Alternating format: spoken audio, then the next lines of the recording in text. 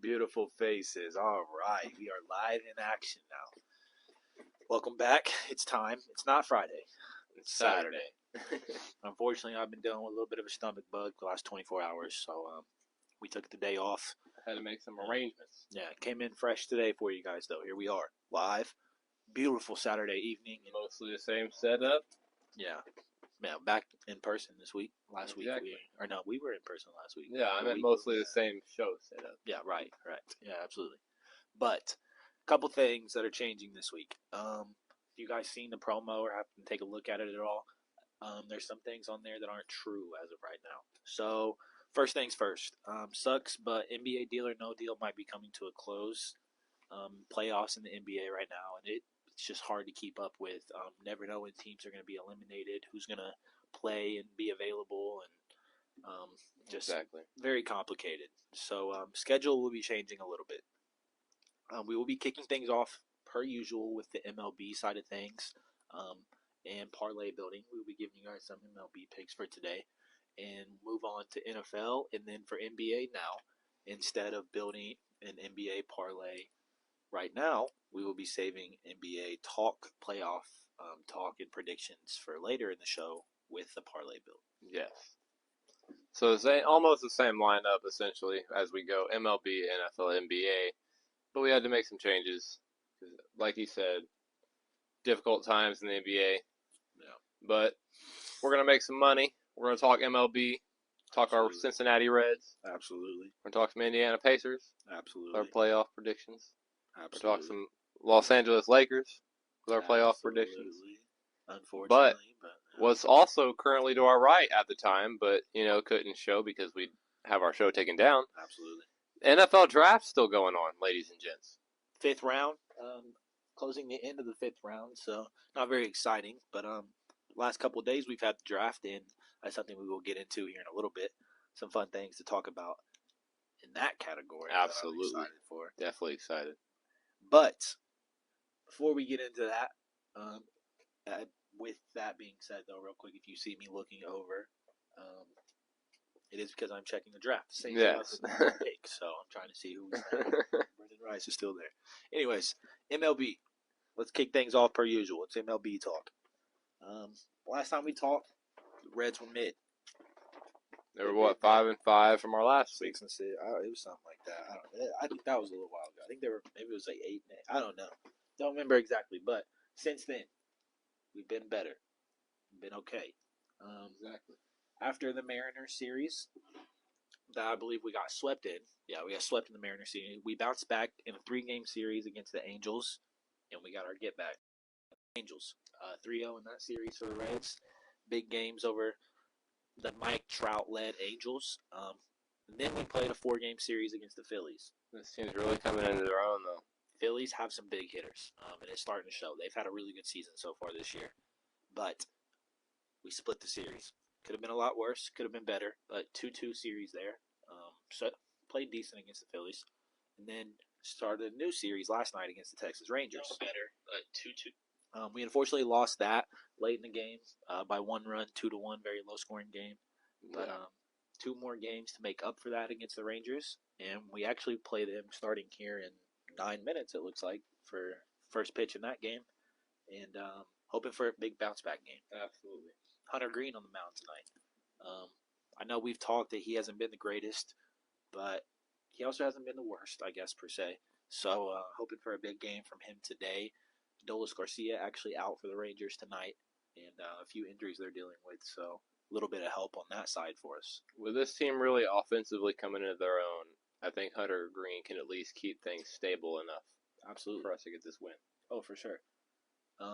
Speaking of keeping us stable, I know we talk about him every single week, but Ellie De La Cruz is having a really good start to the season.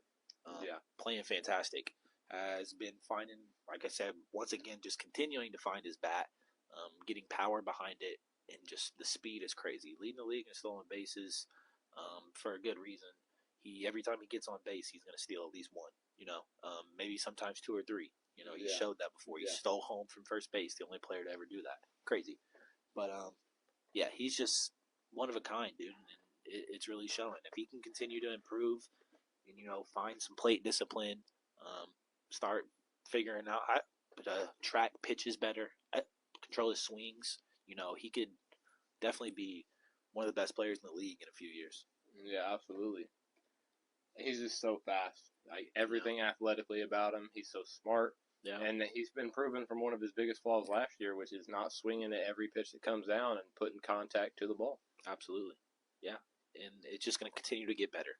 He's got a few years under his belt now, a couple years, a year and a half, whatever it's been. Give him some time to really continue to settle in. And the Reds could be good for the next few years. Absolutely. We're doing really great, battling injuries. And, I mean, for a player that was touted for mainly just his speed at first, he's on pace for 50-plus home runs right now. Yeah. So would be a legendary season from old Ellie. Could be an MVP talks if this trend continues. Leading the league in stolen bases and home runs. That'd be a crazy combo. But yeah, hoping that continues. Spencer Steer hitting the ball really well this year too as well. Still missing Matt McClain as we continue to talk about. But we're starting to get our wheels under us. It's still early in the season. A lot of baseball games left. And we'll see where we go from here. But let's make some money. How exactly. It's the weekend. No time to be sad. Absolutely. Let's make a bag. Hey, that was a bar. Okay. You gonna lay copyright to that one? That was kind of smooth. I need to. Now, real quick, I want to build a money line parlay for you guys. There's about 4 games teeing off here in a matter of minutes. And a few of these I really want to include on the parlay. So I kind of want to get to this really quickly. Let's hustle. So, personally, I think I'm going to stay away from Cardinals Mets. I love the Orioles over the Athletics, though. Minus 188, pretty good value. Reds Rangers. I know it may sound biased, but I got the Reds tonight over the Rangers. I think we bounce back. Hunter Green on the mound. Like we talked about, this team's strong. For sure. Ellie's already dropped to plus 480 for a home run. That's all I'm saying. It's good value. You got about 6 minutes to get that bet in if you want to throw him down for a home run. He was at 500 just minutes ago. We love to see it. Marlins Nationals, I might skip for now. I like the Cubs over the Red Sox, though, a lot. Who was the first game you had? The Orioles? Yeah, Orioles over the A's. Houston Astros and Rockies. The Rockies have just been the biggest poverty franchise in all of baseball. Yeah. I'm going to continue to bet against Terrible them. Season. Yeah, Astros are one of the bigger favorites on the night for baseball. Royals Tigers is somewhat a pick 'em. I think if I had to go one way or the other, I'd probably go KC Royals over the Tigers, if I'm being honest. Absolutely. But that's a game we don't have to include unless that's something you would like to include. How you feel about that? We got to move quick. I got my faith in KC. All right, we'll go Royals. All right, Tampa Bay Bay Rays. Kansas City rebuild on MLB not too long ago. Hey. We're them. We have Juan Soto. Bobby Witt's a dog. Bobby Witt's, yeah. A dog. Rays over White Sox. I'll always bet against the White Sox. I don't care who they're playing against. Braves and Guardians. Or Yankees Brewers. Sorry, skip that one. Essentially another pick 'em. I would probably take the Yankees personally. That might be a game I slide away from. Just with the bigger slate tonight, you don't need it. Braves Guardians, like I said, I got the Braves personally. I don't know how you're feeling about that one. I like it. Phillies Padres, going to be another really good game. Like I said, the Phillies have been really, really good this season. That's a big pick-me game. Yeah. I would personally probably go Phillies, but we don't have to include that one. That's another game that's probably going to come down to the final few innings if I had to guess. Padres do have Dylan Cease on the mound tonight, which is definitely scary for the Philly lineup. Yeah. Pirates Giants. Did you want to include Phillies Padres? That one kind of scares me. Okay, we'll stay away. Giants Pirates. I would partially probably go Giants if we were include this one. I like that. And then Twins Angels. Another pick me essentially. I would probably go Angels personally, but once again, we don't have to include that. We already have an 8-legger. Yeah. That's really good odds. So did you want to include that one, or you want to slide away from it? We can slide away. All right. So it comes out to an 8-legger at plus 6,399 on FanDuel currently. We'll give you a quick rundown on these so we can place this really quick for these games to start. Batting, Baltimore Orioles, Cincinnati Reds, Chicago Cubs, Houston Astros, Kansas City Royals, Tampa Bay Rays, Atlanta Braves. San Francisco Giants. Beautiful. I'm placing mine right now before these games start. Absolutely. And beautiful little 8-legger there for you guys on the money line side of things tonight for baseball. Now, do you want to? We're probably going to do how we did last week. Give you guys some home run picks. We can probably go back and forth. Give you guys each our 2 favorite. Give you 4 total home run picks that you guys can choose from if you like any of our picks. I got one that I'm high on already. All right, you can go ahead. Let me spoil my excitement early. Schwarber bomb coming soon in the Philly Padres game. Yeah, like you said in our money line, big bat game could come down to a last inning type thing. But if Schwarber's always due for a big hit. Oh, I agree. Already plus 320, still beautiful value because again it's a home run bet, but I think he's always due. Oh, for sure. I mean, he's a guy that could lead the league in home runs if he wants to. Exactly. He definitely is possible for a home run at any given point. Cease on the mound again is the worry because Cease is a dog, but I mean at some point in that game they're gonna have to make some switch unless they hold the Philly bats to no hits through 7-8 innings. Absolutely. Let's see here. My first pick of the night. I got a couple that I like tonight. Okay, we'll go to the Yankees Brewers game. Beautiful. That's what I was just looking at. I'm actually gonna stay away from Aaron Judge though. He's so wow. And I'm gonna go with his running mate who actually just homered off last night. It's been really good for the Yankees this season. I'm gonna go Juan Soto. Yes, sir. My first pick tonight for the Yankees Brewers. Left-handed batter batting against a right-hander to start the night, so I would say not the most ideal situation. But Juan Soto is just a guy that's found his power this season. Found his rhythm with the Yankees. Obviously, Aaron Judge having a little bit of a down season, so Juan having to have a better start to the season to kind of keep them aboard. Yeah. Yeah. And then, real quick, I don't know who your last guy is, but I want to go ahead and throw mine out there because it's a game that starts in 1 minute, and I want to place this. I'm going back to the Baltimore Orioles versus the Oakland Athletics. I'm going to go with the best player on the Orioles this season, a guy that's homered in a lot of games. I think tied for the lead in the league right now, Gunnar Henderson for the Baltimore Orioles. Yes, sir. I just wanted to mention Jordan Alvarez is plus 148 in the Rockies-Astros game for a home run. Wait, what? Jordan Alvarez, that hit a home run tonight in the Rockies-Astros game, is plus 148. That's the lowest I've ever seen for home run odds. Exactly. It's in Colorado. Hype helps. They're due. So you're slamming it? I'm slamming it. All right, I'm throwing it together. I got mine in. I just placed it. Beautiful. Before the game started. I just went with the 4-leg, didn't round robin it. I got faith in us tonight, baby. Gunnar Henderson, huh? Yep, that's my guy. Gunner's really good. He's been like one of the best hitters all season for the Orioles. Dang, Jordan's at plus. That's crazy. Plus 140. I've never seen that low for a home run. Exactly. It's got to mean something, right? Right. I think we got a nice little slate there. Got those in just in time. All right. Give you guys some picks. I know we kind of sped through them, but kind of almost a little late to the party. So we had to get through them quick. Exactly. We're here to make a bag, though. It's the weekend. Get everybody some money. Talk sports. What better? Absolutely. All right. Go ahead and take out my house deposit to add another little bag into FanDuel. If we were asking my parents how I use FanDuel. Yeah. You know, I got that from my dad the other day. I got the old man. You know, it's because you use that gambling all the time. Can't talk about no sports betting around that man. Hey, listen, he's old school, man. So I use like $5-10 a paycheck. Can't tell him the truth because Yeah, he'd be a little. Then I'd have to call the addiction number on FanDuel. Might kick you out the crib at that point. All right. Nah, you're gonna be needing double times rent in a new house when you find out how much my winnings are.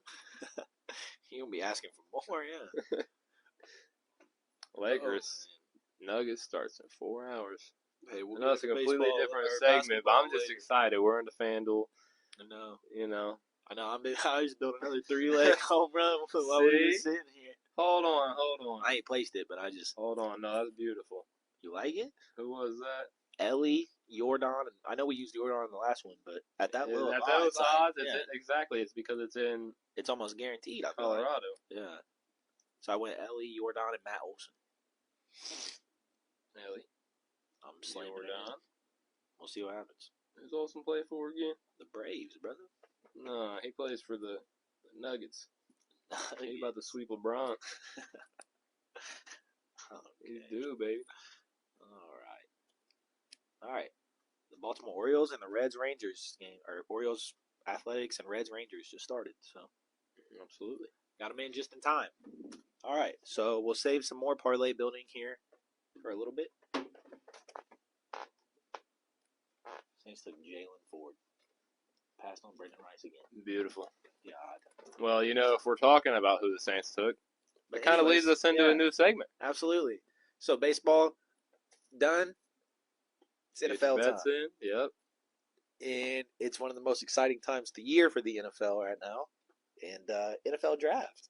So for the NFL segment this week, we will be presenting you guys with some of our draft class reviews, maybe some grades, talking about some of the bigger picks, some more surprising picks. Just kind of break down the draft so far. Absolutely. Getting into the 6th round, coming to a close on the 5th here. So a lot of these names will kind of be lower tier names. We know big players can come from these rounds, but it's usually later in the years that you start talking about those guys. So right now we'll be breaking down some of the top picks and how we feel about how some of these teams did. So 2024 NFL Draft kicked off with the Chicago Bears.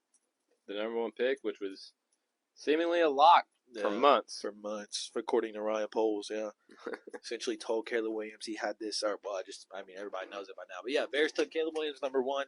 Yeah, told the man that they weren't going to play no games. Yeah, said that he has his pick locked in for months now.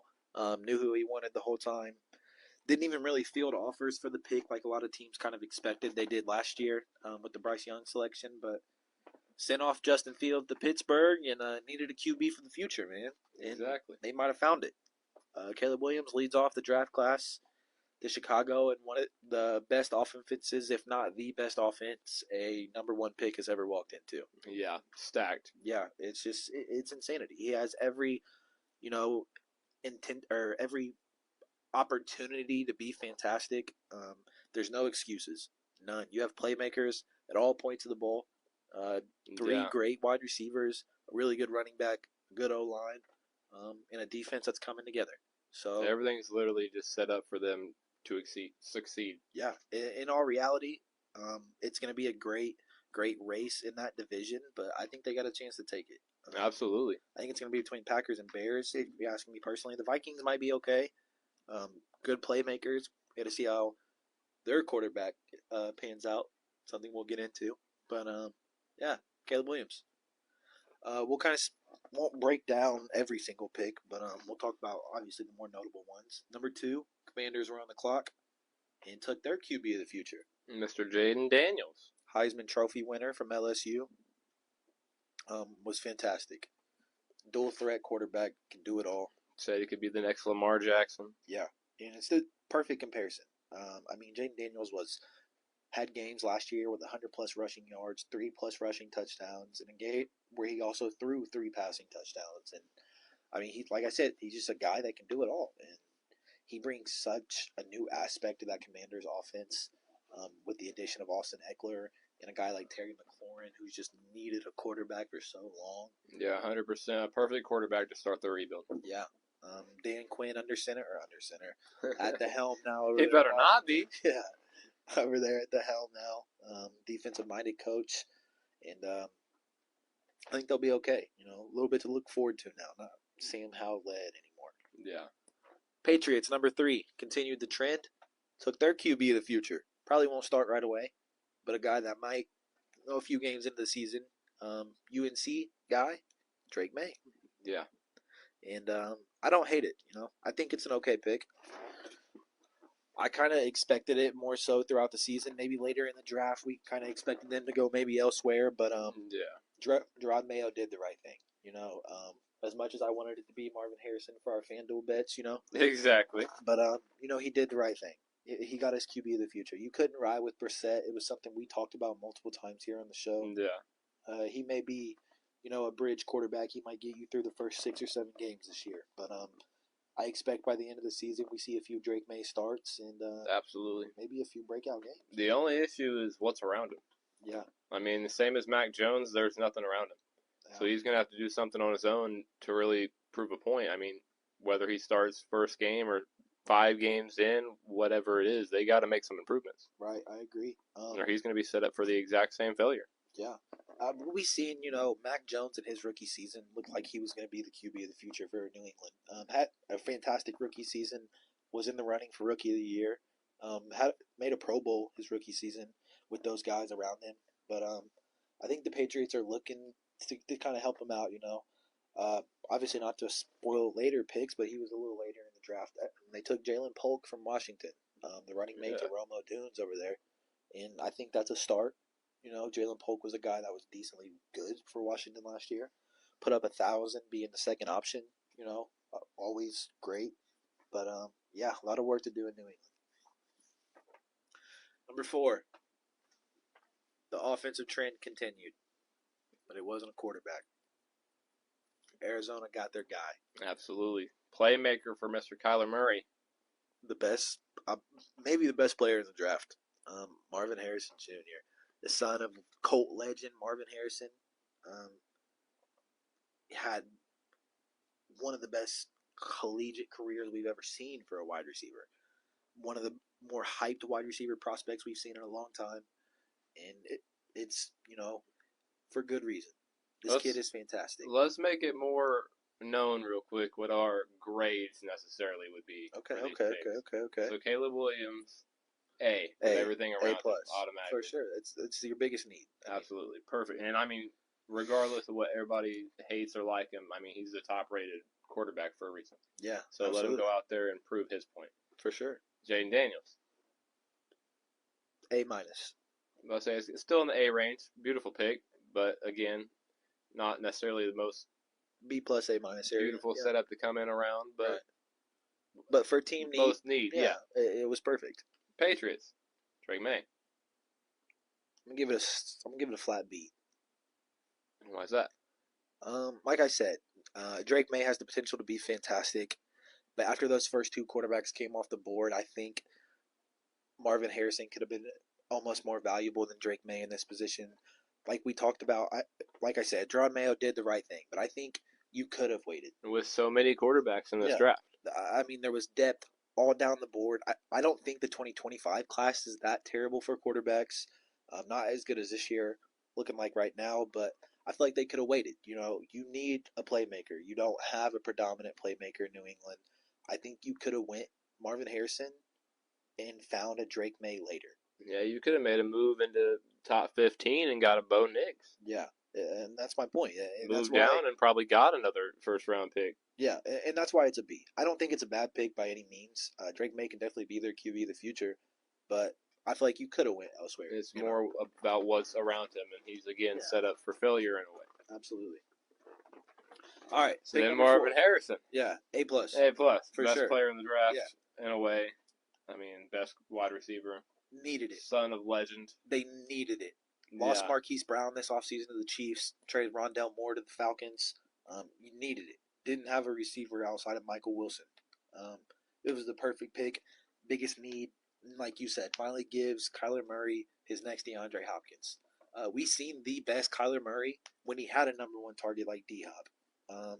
He could be good. When he can stay healthy and find his rhythm in that offense and really get going under Gannon, I think Marvin Harrison could possibly be a top 5 receiver in the league next year on statistical categories. Yeah, and I mean, when you don't have a lot else on the offense, you get the best playmaker in the draft. For sure. He was the best player in the draft. You couldn't pass up on him. You didn't need a QB.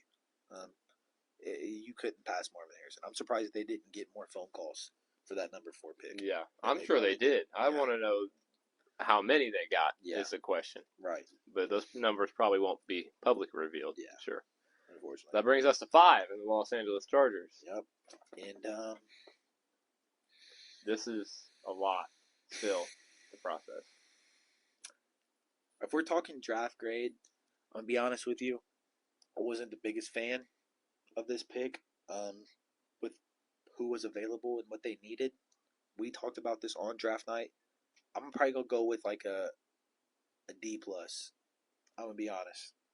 You have the number 5 pick Yeah. in the draft. And don't get me wrong. Chargers went out and selected offensive tackle Joe Alt. Don't get me wrong. Joe Alt was probably the best offensive lineman in the draft. I agree.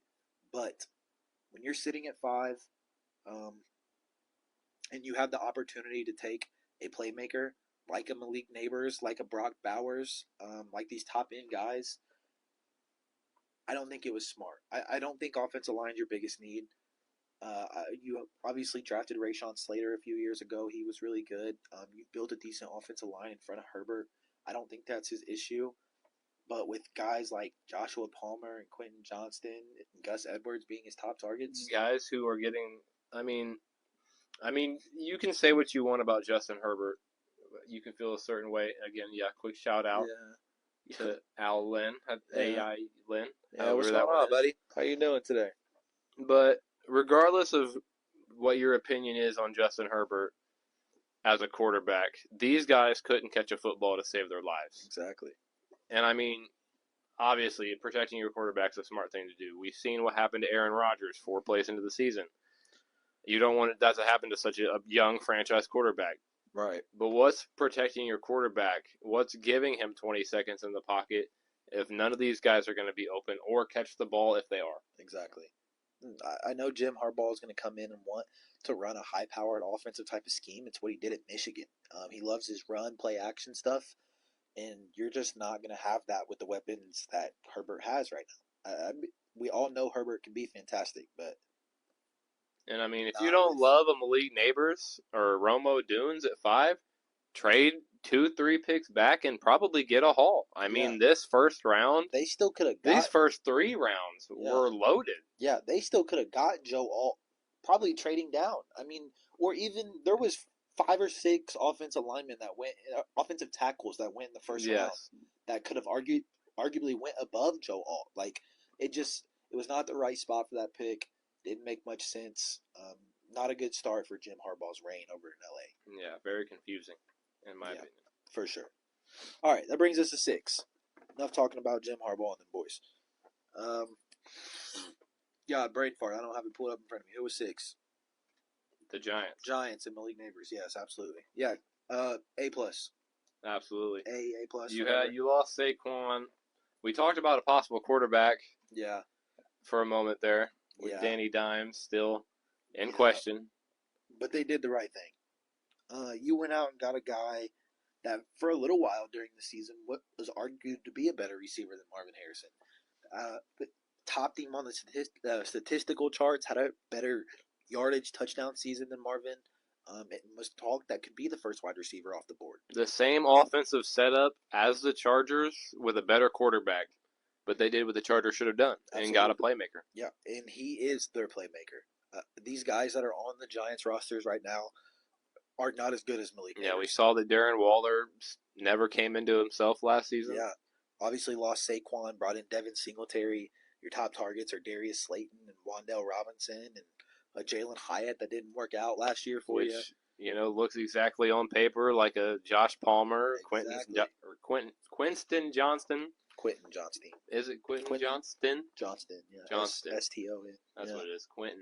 Johnston. I said Quinston. Yeah. Quentin Johnston. Yeah. There we go. Yeah. Dude's got too many syllables in his name. And we can't down him a whole lot yet. I know we're going back to the Chargers there. Yeah. He was a first-round pick last year from TCU. Underwhelming. Yeah, very underwhelming, but being under the shadows of Keenan Allen and Mike Williams and Austin Eckler. Now he'll have his opportunity to really come in and make plays. He'll probably be the number 1 or 2 target now. Yeah, maybe he shows something in practice so the staff know that we don't. Yeah, but before we get back to the Chargers, yes, Malik Neighbors was an A+ pick, exactly what the Giants needed. They did the right thing. You know, he's going to be a stud for sure. All right, number 7, Tennessee Titans. This pick confused me. Not going to lie to you. Titans went out. We kind of thought quarterback for a second, just because who's on the board. They're running with Will Levis, though. We know that. Yeah. I think there was better spots to go here at 7. Titans went out and got offensive tackle from Alabama, J.C. Latham, and I'm not a fan. A D, my draft grade. Yeah, I don't know. Not a fan. I understand that they have their playmakers. You have guys like D Hop, Calvin Ridley, Tony Pollard, Will Levis, who they're obviously rolling with. I get you don't need an offensive playmaker, but what you do need is defense. And I don't think J.C. Latham was more valuable than some of the guys that were on the board for them at 7. Yeah, well, let's not get in completely to who was on the board defensively, Right. because that'll be a spiel. That'll be a beautiful clip. Yeah. That'll come up when he comes up. Facts. Let me tell you. Yeah. But yeah, probably a DC, just because again, this is one of these things with so many available offensive linemen. Move back. Yeah. Get a haul. Yeah. And get defense. And I'm not even sure Latham was the second best offensive tackle left. So, just a confusing pick for Tennessee. I think there were more directions they could have went to help them out for the future. Yeah, and moving on from Derrick Henry. Yeah. That's a big thing. Absolutely. Regardless. But replaced him with Tony This Pollard. brings us to 8. The Atlanta Falcons are on the board. Wow. Before I even say it, I said this on draft night. I will say this. I wish we went live just to have this. This is a flat out F minus. However low you can get. This is the worst grade you could have got. A flat negative, 100%. F minus, FF minus, F plus minus, whatever. This is the worst pick of all time. And it's not because of who they took. The Falcons selected Michael Penix Jr., standout quarterback from Washington. Travis about broke my wrist. What a shock. Okay. If we're going to talk about this, we're going to talk about it. I give this an F for one reason. Not because Michael Penix is bad. I think Penix is fantastic. You went out and gave $100 million to Kirk Cousins on a 4-year contract. $160 million to Kirk Cousins. They gave him $40 million a year for the next 4 years. And you went out and drafted a quarterback at pick 8. First things first, Kirk Cousins had no idea. They called him while they were on the clock to let him know they were selecting Michael Penix Jr. at 8. Yeah, and he had no idea they'd even consider a quarterback. Kirk Cousins is a guy that expected to start for the next 4 years. And I think Atlanta expects him to start for the next 4 years. And that's why I'm so confused. You went out and drafted a 24-year-old extra senior quarterback, has been through 3 or 4 possible career-ending injuries in his life. Yeah, tore both ACLs, messed up both arms or both shoulders. I feel so bad for Michael Penix Jr. I know his right ACL twice. It was everything possible. I feel so bad for him. I think this is the worst spot he could have ended up. I love that he was a top 10 pick. I think he deserves the spot that he was drafted in, but he doesn't deserve the situation. Absolutely. Phoenix is a dog. We talked about this all season. He was like my number 4 ranked quarterback coming into this class. I think he can be fantastic, but the issue is where he went and the fact that they have a quarterback. When is he going to play? Yeah. He's 24-year-old, the oldest quarterback in the draft. We've seen the same thing with Kenny Pickett.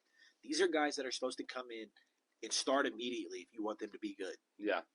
He's not a guy that's going to be able to sit down for 4 years and bring him in when he's 30 years old and that be his first playing experience. Do that. You cannot do that. This is not a guy that you can sit behind Kirk Cousins. That's not a dude that wants to be drafted to the NFL and sit for 4 years. Absolutely. He doesn't deserve that. He had the best season of his career last year. Almost won a national championship if it wasn't for Michigan. He deserves a starting spot on an NFL team. I don't care. Broncos need to call and swap Bo Nix. Dude, it just doesn't make sense. It doesn't make any sense. I don't know why they did it. I wish they wouldn't have signed Kirk Cousins. Yeah. If they didn't sign Kirk Cousins, this pick is an A+. This is an A+ all day long. This would have been their QB of the future. It's the fact that you have $160 million to Kirk Cousins. It's the fact that the coaches and the owners and the staff came out and said it's okay if he sits for 4 or 5 years because then he'll be ready. Yeah. He's going to be 30 years old. Your lineup looks good if you have a quarterback locked down for 4 to 5 years. Do they not realize he's not 19? Do they not realize he's not 20? Yeah. He's not a young freshman 1-year quarterback. He's a guy that played 5 seasons in college, went through 4 injuries, and is ready to play football, not sit down and learn. Yeah, until he's 30. Maybe a year. If you want to sit him down for a year, if he'd went somewhere like the Jets and sat behind A-Rod for a season, cool. That would have been perfect.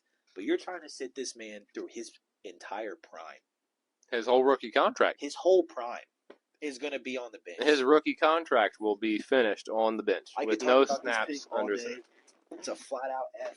Worst grade of the draft. I don't care what nobody says. Made no sense. Yeah. Made no sense. I could spiel all day about that pick. It's just so whack. Anything else you want to say before we move on? No, we could be here all day, like you said. Right. That was just the biggest question mark in the draft. Pick 9. Bears are back on the clock. This pick was an A. Bears went out and selected their slot receiver to put behind Keenan Allen and Mike Williams. Keenan Allen and DJ Moore. Romo Dunes from Washington. We were just talking about Washington. Michael Penix. Yeah. Michael Penix's favorite target went right after him. Exactly. Romo Dunes. And this was a very deserving pick. This was a very great pick. It was a perfect pick. It completes the offense.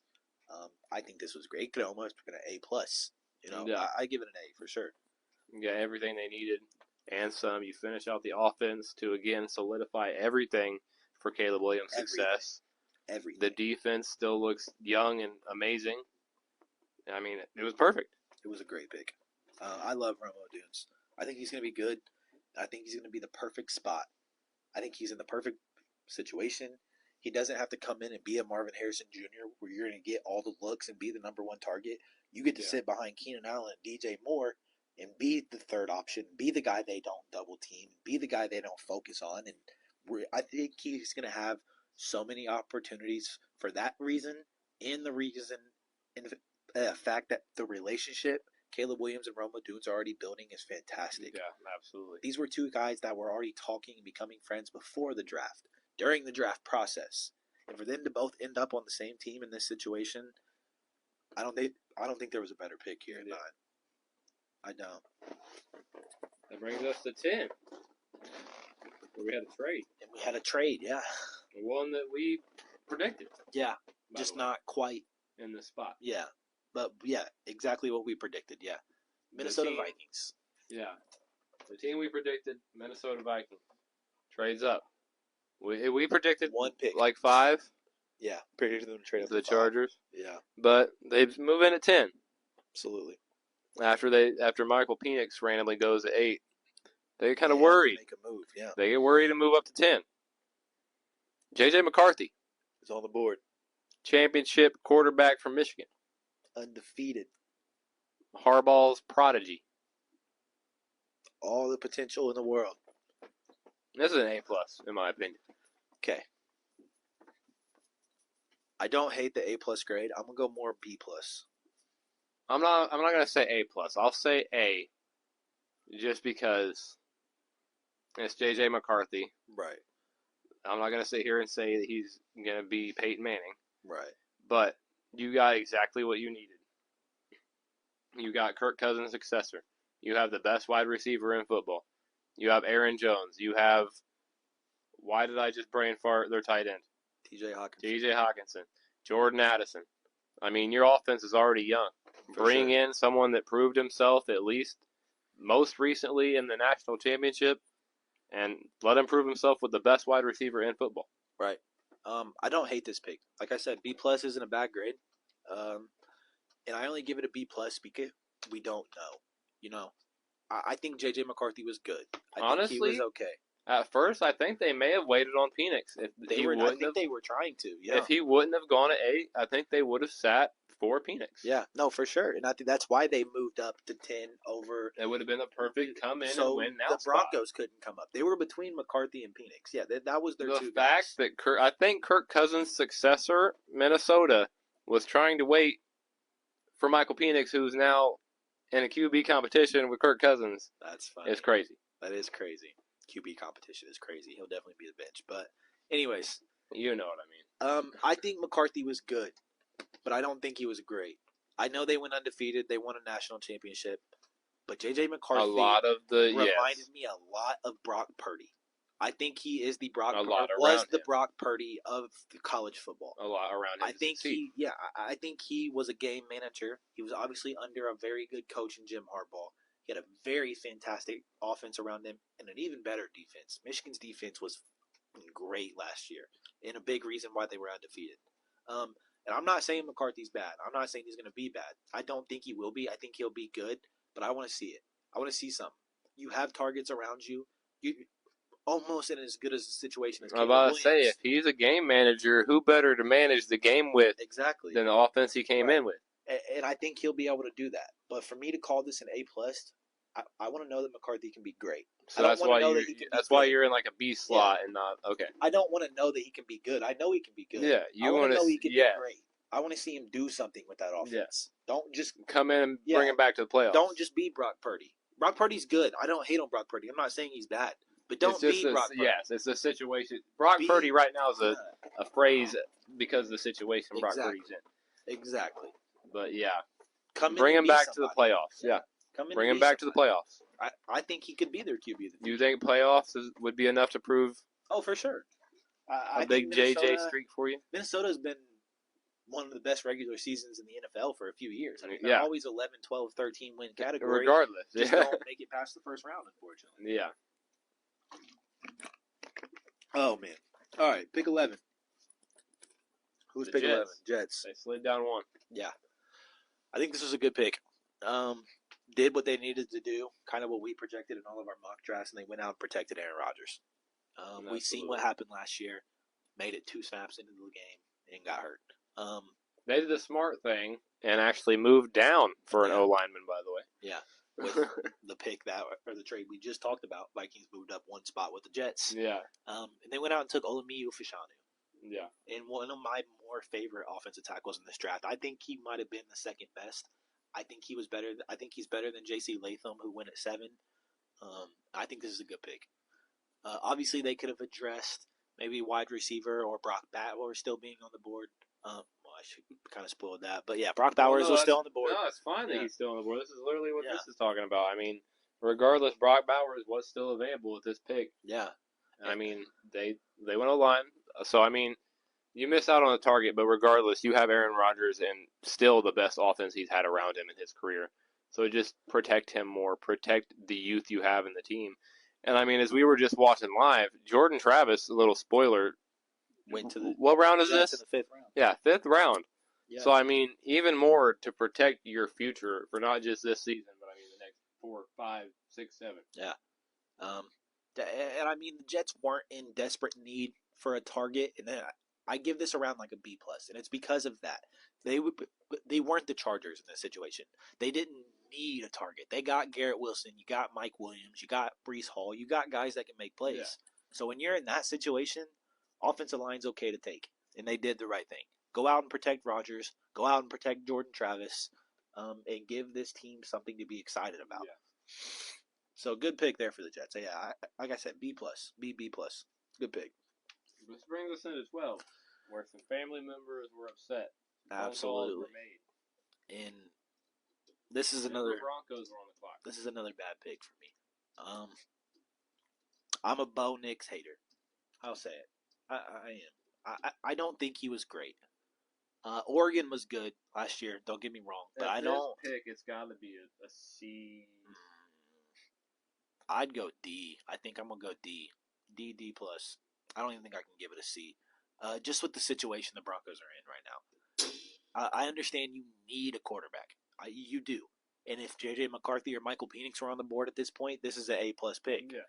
But it's not. Bo Nix is not J.J. McCarthy. Sat still at 12. Yeah, he's not McCarthy. He's not Penix. He's not Drake May. He's not Jaden Daniels. He's not none of these guys. Bo Nix wasn't in my top 5. I don't think he's a top 10. I don't think Bo Nix is good.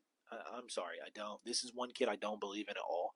I think he coasted by at Oregon. He had decently good statistical seasons, but look at the competition Oregon played against. They weren't playing top 5, top 10 defenses like these other guys were, and I don't know, man. I'm not a big fan of Bo Nix. We always, every season for the last how many years now have we seen there be a quarterback battle at 1 and 2, and one of them are always a bust. One may be decent. With Jameis Winston and Marcus Mariota, it looked like they were both bust. Right. I mean, neither one of them being in the Hall of Fame, that's for sure. Right. But I mean, to sit here and think that the 6th quarterback in the draft should be your franchise-leading quarterback after just trading for Zach Wilson and even at 12 taking Bo Nix is just crazy. Yeah, for sure, crazy. That they might have the worst quarterback room of all time. Ben DiNucci, Jarrett Stidham, Zach Wilson, and Bo Nix. It's just not great at all. I don't know what Sean Payton's doing over there. He dissected that team and gave them nothing to look forward Judy's to. Gone. Justin Simmons is gone. Russell Wilson's gone. Yeah. You're still paying him $85 million. Yeah, it's bad. I'm glad they took Sean from us. I hated it when it happened. I'm happy as could be now. Y'all got a first-round pick out of it. Exactly. It looks way more worthy than what he did to Denver. Yeah. For sure. So, yeah, shout out Denver and our brothers. Poor guys. Yeah. Prayers to all Broncos fans. Not much to be happy about. Could have had something here and just didn't. Yeah, Bo Nix still has nobody to throw to, regardless of even if he loves the pick. Yeah. Brings us to 13 and the Las Vegas Raiders. And they finally did it. The ball stopped here. Yeah. Finally. Titans. Jesus Christ. Raiders go out. And get tight end Brock Bowers. Absolutely. I think Brock Bowers is great. I think he was one of the better targets in this draft. There's a problem here, though. I'm going to go C. There's a problem. There's a big problem. And it doesn't make a lot of sense. Your problem is you have a tight end line. A distinct that tight you end just took in the first round last year. Michael Meyer. It just... Mayer. And Mayer was great. Myers, he was horror movie character. Arguably the best tight end in the 2023 class. Obviously, just like Brock Bowers is the best tight end in this 2024 class. I'm a year ahead. This is the 2024 class. Anyways, yeah. It didn't make sense. Yeah, you got guys like Devontae Adams, Jacoby Myers, and yes, Michael Mayer. Where does Brock fit in? You know, and if he does start, run a 2 tight end system. Yeah, every play. And if he does start, what happens to Michael Mayer? This is a dude that was touted to be the clear-cut tight end in the draft. Yeah, for a reason. Yeah, absolutely. I mean, we talked about it doing our rankings that this is he was the best target at Georgia, the best target. Outside of all the receivers, Lad McConkey and them boys, it was Brock Bowers all day long. It's just not a good spot for him. It's not a good fit. Yeah. It just doesn't make a whole lot of sense. It's going to be a tight end battle. It's going to be a target battle. It's a Michael Penix pick where dude's almost stuck in purgatory with playing time. Now, if the Falcons and the Raiders would have swapped picks, they would have both been great, you know? Exactly. But the Falcons would have took Brock Bowers. And the issue with the Raiders would have took Michael Penix. You still don't have a quarterback to get these guys the ball. You have good Aiden targets. O'Connell. Yeah, you got good targets like Devontae Adams and these boys, but unfortunately, doesn't matter when the dude throwing it should be in the XFL. Yeah, definitely should be. So yeah, I don't know what the Raiders were doing, but player rating A+. The place like scheme fit rating. Yeah, for sure. But positioning D. Yeah, that's what I said. If not F. C. I said C. It's just a weird setup. Yeah, no, it definitely is.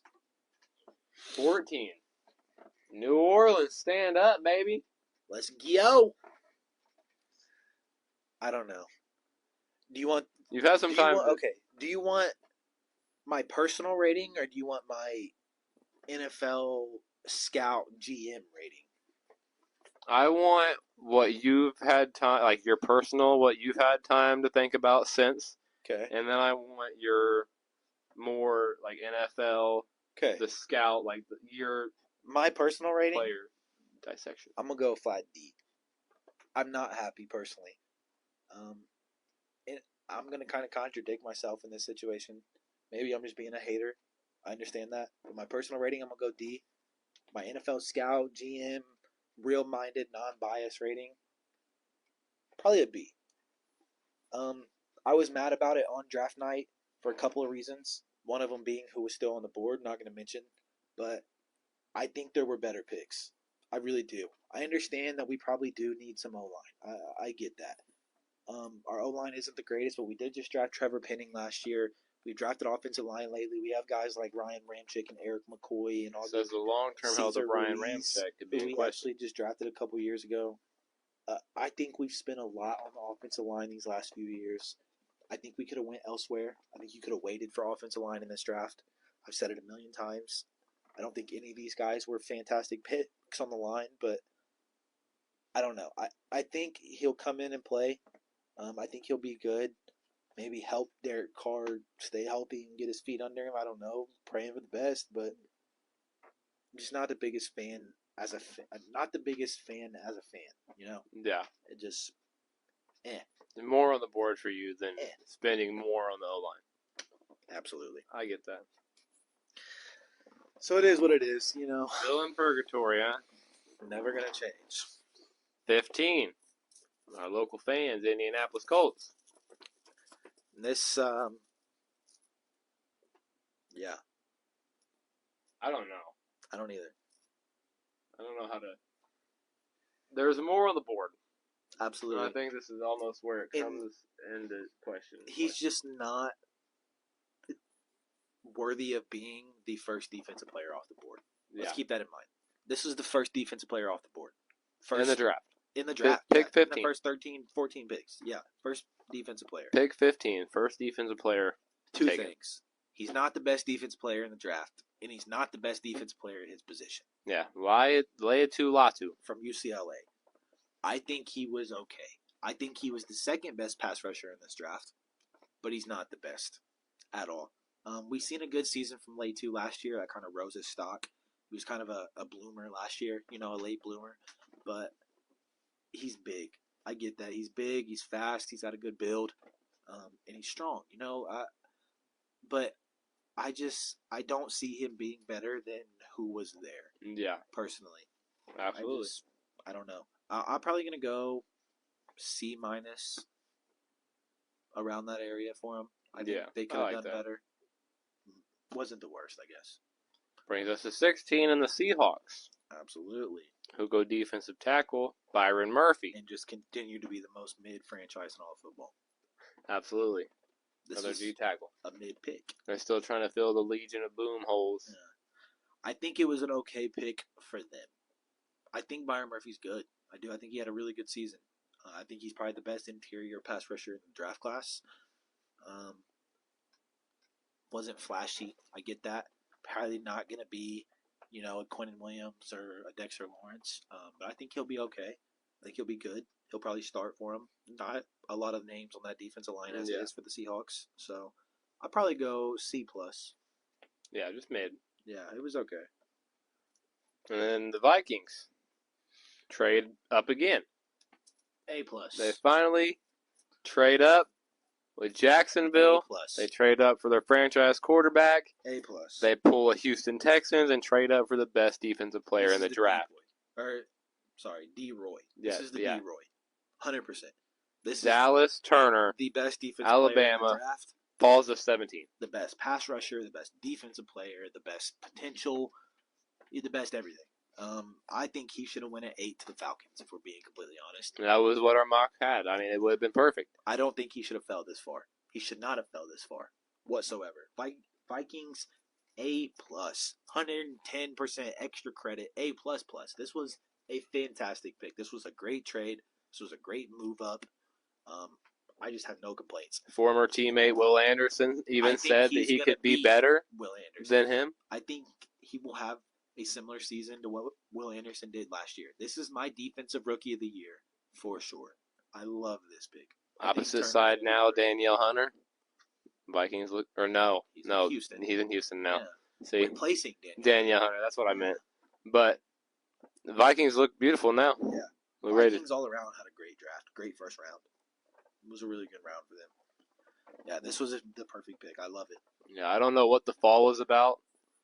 I don't know why he wasn't the first defensive player. I don't know why he was the third. But the Vikings finally moved up, snagged Dallas Turner. Absolutely. All right. Brings us to 18. Cincinnati Bengals. This is where my brain starts to fog a little bit. This is one Okay, that yeah. we said was kind of the Confusing. yeah. This was a very interesting pick. Grade wise, probably go B minus. Got to protect Joe Burrow. Yeah. Amarius Mims. Yeah. Cincinnati Bengals. I don't think it was a bad pick. I don't think it was a great pick. They addressed what they needed to address. But I don't think he was the best player available for that, personally. Maybe I'm wrong. Maybe that's why I'm here and not in Cincinnati as an NFL scout. But, it's okay. Yeah. Not really a whole lot to even talk about with this pick. They've been attacking the O-line for 3 years now. Yeah. I mean, can't keep old Joey B healthy. Yeah. One of them's got to hit eventually, right? Maybe he's the one. Exactly. If you make 5 signings and 6 draft picks, one of them got to be the right guy. That's what I'm saying. All right. Not much to talk about for that, though. It's just kind of a mid-eh pick. Yeah, very much. 19, the Los Angeles Rams. Did what they needed to do. Got Jared Verse. Yeah. You just lost Aaron Donald. You had to replace him somehow. Absolutely. Jared Verse is not going to come in and be Aaron Donald, don't get me wrong. But he'll be something for them. I think Jared Verse was good. A really good Florida State team last year that he played for. And he was probably the best player on that defense. I think he'll be okay. He'll probably come in and be a day one starter for the Rams outside of obviously Aaron Donald and newcomer Kobe Turner last year. Not a whole lot of talent on that D-line. So I think he'll be good for him. I'll probably go B plus, A minus area. Yeah, definitely a perfect. Just fill the need, best available, right spot, right time. Absolutely. 20 in the Pittsburgh Steelers. Offensive tackle, Troy Patanu. Essentially the same thing the Saints did. Yeah. I mean, we talked about it that night. And just another big Hawaiian offensive tackle, a lot of potential. How do you feel? I mean, I get it. I mean, we only have one major target. I mean, spoiler, but we did finally draft Roman Wilson in the second round. Snug. Yeah, absolutely. But, I mean, had one target in George Pickens, a 35-year-old quarterback. We have a predecessor that looks ready. So, I mean, it's the right thing to do. Yeah. I mean, we had a big hole. Drafted offensive tackle last year, too. Yeah. On the opposite side. Broderick Jones. Who can actually slide into his position now, because I'm pretty sure he's been playing right tackle. There you go. So he can actually slide into his actual spot this time. And, I mean, it's a need. It's just one of those things where there's more flashy names. Right. So I wasn't as happy. We still need a cornerback. I mean, even in round 5 now, we need a cornerback. So agreed. That's definitely a major hole that I thought we could have filled there. I mean, still no cornerback taken at 20. There were a lot of good ones on the board. So, I mean, that's more of what I was expecting personally. Yeah. But, I mean, I get it at the same time. So, Absolutely. I mean, I'm more looking forward to the Justin Fields flashy Pittsburgh Steelers that, looks promising. Get through, let's weld, baby. Yeah, exactly. Pittsburgh, let's weld in the one season he's got under contract. We're not paying much for him, so shout out Denver. I guess I'll take it. Yeah. I'll take the loan, the donation. Yeah, thanks. Sean Payton didn't want him so bad, he donated him to Pittsburgh. Yeah, literally. 21 and Miami Dolphins. I know you love this pick. I think this is a great pick. Chop Robinson. Yeah, I think this was a fantastic pick. He called his shot, said he was going to be a first-round pick. This is an A for me, for sure. I think it was great. I love Chop Robinson. We talked about this during our mock drafts. We talked about this during our prospect rankings.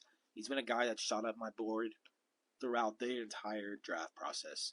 Had a fantastic combine, and like you said, just one of the best attitudes in all of football. Just a dog. He just the mentality that he can be the best, and he shows it. He doesn't care. No, got players like Jalen Williams to pair him with now, but I mean, Jalen Phillips. That's what I meant. Yep, Jalen Phillips. But I mean, health is one of the biggest questions for Miami's defense. Everything on the offense looked perfect. So I mean, go get a dog like Chop. Absolutely, perfect pick. 22 in the Philadelphia Eagles. finally take a cornerback. This was a great pick. Quinion Mitchell. Number 1 corner in the class. Absolutely. Yeah. This was an A. Yeah, for sure. Regardless. Exactly what they needed. James Bradbury, who no longer a part of Philadelphia, and Darius Slay, who's getting old, Outside of them two, you didn't really have much depth at that position. Not moving a spot and getting the number 1 cornerback available at 22 should show how crazy the 2024 NFL draft class The Philadelphia Eagles I'll give it to them. They have one of the best front offices in the league. Absolutely. They somehow always manage to end up with one of the best players. Howie Roseman is one of the most aggressive draft day GMs. He sat still at 22 and got the best cornerback in the draft. He's good. He knows what the he's doing. 4th defensive player. Yeah. It was great. Obviously, they did with Jalen Carter last year, who could have been a number 1 pick, stuck at 9 and still ended up with him, and did it this year with Quinion Mitchell. So, shout out Philly. Yeah, just wow. 23, Jacksonville Jaguars. They traded up. They did trade up. And With this Minnesota. was a fantastic pick. This is somewhere I thought the Steelers were going to go. Absolutely. Stand out. Wide receiver. LSU. Brian Thomas. Brian Thomas Jr. Jr. I think this was great. I think it was a good pick for the Jaguars. Got what they need. Fill the hole of Calvin Ridley leaving. Right. Obviously brought in Gabe Davis during the offseason, but more receiver depth. You still have Christian Kirk, obviously, but they didn't have a lot of depth. I think Brian Thomas will come in and probably be a starter in the slot. Yeah, how about say a perfect slot? Yeah, I think he'll be good. I had high hopes for Brian Thomas coming into this class, so I would have been happy with him if the Saints would have drafted him at 14, I think he's going to be good. I think it's a good pick. I'll go A for the Jags. Absolutely, I like that one. Now the Detroit Lions. A+. Traded up with the Dallas Cowboys. A+. Terry and Arnold. A+. A dog. A+. Did you see what he posted on his TikTok? Mm-hmm. Him singing Rod Wave, and it said POV when she hit you up after she find out you getting drafted. He's funny, bro. He's a dog. I think he's Detroit got them a dog. Yeah. Terry and Arnold. Yeah, this is an A+. We talked about Alabama's defense. I mean, if we key in on anything specifically, and Nick Saban and his defense, let's talk about Nick Saban and his cornerbacks. Absolutely. So Terry and Arnold just looks destined for greatness. Exactly what the Detroit needed. Had like 2 corners on roster. So, great pick. Absolutely. Dallas still doing nothing in the draft. 25 and the Green Bay Packers. This was weird. A D. Real weird. I didn't even know who this guy was coming into this class. I didn't have him in any of my prospect rankings. This was the craziest pick. Offensive line, Jordan Morgan. Like, who is that? I may be sounding like a casual right now, but I've never heard of him. I can't lie to you. Yeah, they did release David Bakhtiari from the O-line. I get that. So, but Bakhtiari you had better offensive linemen on the board. Yeah, not a lot, but there were a few. There are a few more names better than Jordan Morgan. I'm not even positive who he is. I don't know who he played for. I'm going D all day long. I'm pretty sure they even mentioned that he had short arms. Yeah. Which is one of the biggest things biggest red flags for an offensive lineman. No, I'm going F. Screw the D. Yeah. It just didn't make sense. I like the Packers, but there were plenty of other ways they could have went. Well, let's explain where they could have went, because at 26, the Tampa Bay Buccaneers went that same way and got Graham Barton. Absolutely. From Duke. Absolutely. It's a good pick. Buccaneers addressing the O-line. They've done pretty good the last few years when it comes to drafting O-line. Tristan Wirfs, one of the best tackles in all of football. Yeah. But some of those guys in the middle, like Ryan Jensen, and these guys are getting old. And you needed an interior guy. Graham Barton's a guy that could probably later in his career slide over and play center. Traditionally a guard, but he definitely probably is a guy that can play in the middle. Good pick for the Bucs. Yeah, give Baker more time to chuck it up to Mike Evans. Yeah, facts. 27 in the Arizona Cardinals. This one was from the Texans. Absolutely. They take Darius Robinson. It's okay. I don't hate it. They do need pass rush. Not a lot of guys over there in Arizona that can get to the quarterback. Yeah. But they're filling their needs this draft. They got the wide receiver playmaker. Yeah. Steelers that took Ryan Watts. We got a cornerback. Let's go. Hey, there you go. Speaking of which. Exactly. But as we were saying, I mean, they got their needs. They got the playmaker on offense. They got the pass rusher on defense. Yeah.